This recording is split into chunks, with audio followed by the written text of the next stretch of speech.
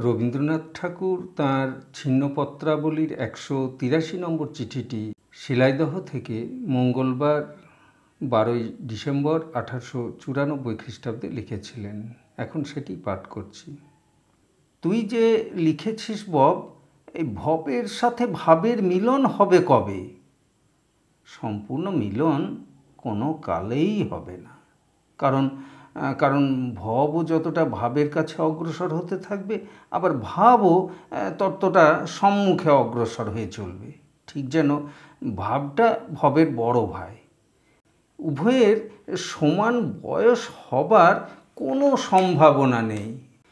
অতএব উপস্থিত মতো যেটা মন্দের ভালো, পৃথিবীতে কোনো গতিকে সেইটেকেই আধা খেঁচড়া করে করে যেতে পারলেই লোকে জীবনকে সার্থক জ্ঞান করে।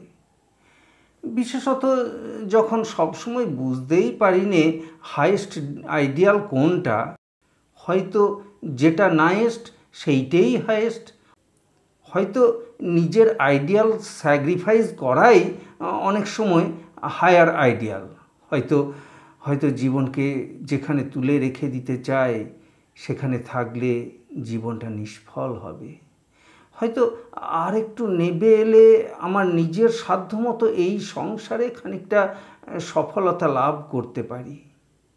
এ সমস্ত বিষয়ের মীমাংসা প্রত্যেকের নিজের কাছে বব।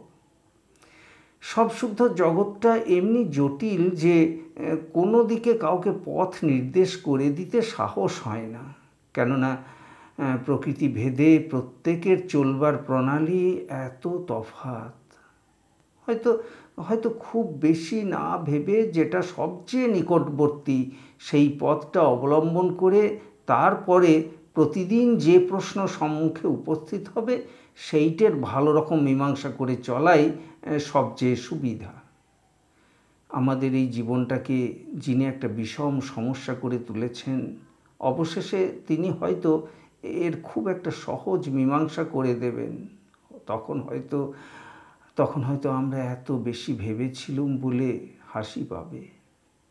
সাতারা 17 ডিসেম্বর 1894।